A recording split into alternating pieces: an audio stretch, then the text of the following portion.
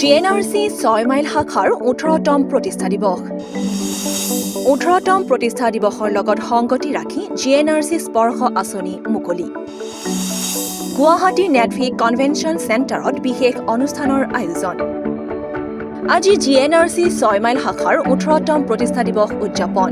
18তম প্ৰতিষ্ঠা দিৱসৰ লগত সংগতি ৰাখি জিএনআৰচি স্পৰ্শ আঁচনি মুকলি কৰে।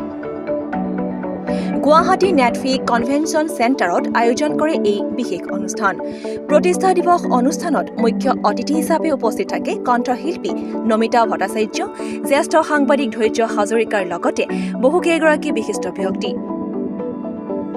আজি জিএনআৰচিয়ে মুকলি কৰা স্পৰ্শ আঁচনিৰ অধীনত ৰোগীৰ বাবে থাকিব বহু সুবিধা। এই আঁচনিত অন্তৰ্ভুক্তি হৈ থাকিবলৈ বাৰ্ষিক 1500 টকাকৈ দিব লাগিব। এই আঁচনিত বয়সৰ কোনো সীমাবদ্ধ নাই। যিকোনো বয়সৰ ব্যক্তিয়ে এই আঁচনিত অন্তৰ্ভুক্ত হ'ব পাৰিব। এই আঁচনিত অন্তৰ্ভুক্ত ৰোগীসকলৰ ঘৰলৈ 4 মাহৰ মূৰে মূৰে চিকিৎসক, নাৰ্ছসহ গৈ স্বাস্থ্য পৰীক্ষা কৰিব। এই আঁচনিত অন্তৰ্ভুক্ত মহিলা আৰু শিশু সদস্যই বছৰত দুবাৰকৈ স্ত্ৰী আৰু প্ৰসূতি ৰোগ বিশেষজ্ঞ আৰু শিশু ৰোগ বিশেষজ্ঞৰ দ্বাৰা পৰামৰ্শ লাভ কৰিব পাৰিব।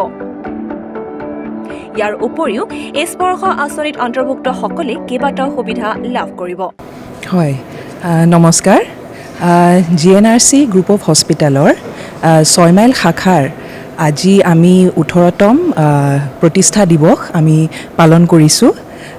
এই দিৱস পালন কৰি থকাৰ সময়তে আমি ৰাইজক অসীম ধন্যবাদ জ্ঞাপন কৰিব বিচাৰিছোঁ যে যোৱা 17 বছৰে জিএনআৰচি 6 মাইল হস্পিটেলে ৰাইজৰ মাজত চিকিৎসা সেৱা আগুৱাই দিব পাৰিছে। আৰু আজিৰ এই আঁচনিৰ জৰিয়তে আমি ৰাইজৰ মাজত নতুন এটা ব্যৱস্থা আগুৱাই দিব বিচাৰিছোঁ, নতুন আঁচনি এখন আগুৱাই দিব বিচাৰিছোঁ। এই আঁচনিখনৰ নামটো হ'ল জিএনআৰচি স্পৰ্শ। জিএনআৰচি গ্ৰুপ অফ হস্পিটেলৰ যোনটো মূল মন্তব্য, health for all, smiles for all, এইটো আমাৰ লক্ষ্য। আৰু এই লক্ষ্যটো মনত ৰাখিয়ে আমি ৰাইজক মাত্ৰ কিউৰেটিভ এছপেক্ট অফ হেল্থ কেয়াৰে নহয়, প্ৰমোটিভ আৰু প্ৰিভেণ্টিভ এছপেক্টৰ বিষয়েও আমি সজাগতা আনিব বিচাৰিছোঁ।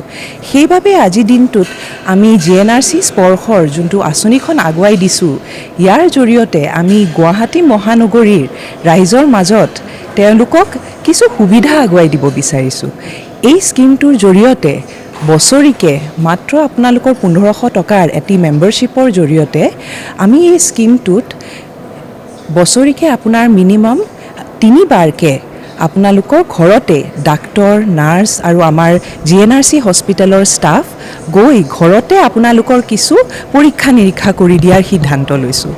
ইয়াৰ জৰিয়তে ঘৰতে থাকিয়ে ৰোগীজনে বা ৰাইজে তেওঁলোকৰ ব্লাড ছুগাৰ টেষ্ট, তেওঁলোকৰ ব্লাড প্ৰেছাৰ টেষ্ট আৰু বছৰটোত এবাৰকৈ ECG পৰীক্ষাটো কৰিবলৈ ব্যৱস্থা আমি আগুৱাই দিব বিচাৰিছোঁ।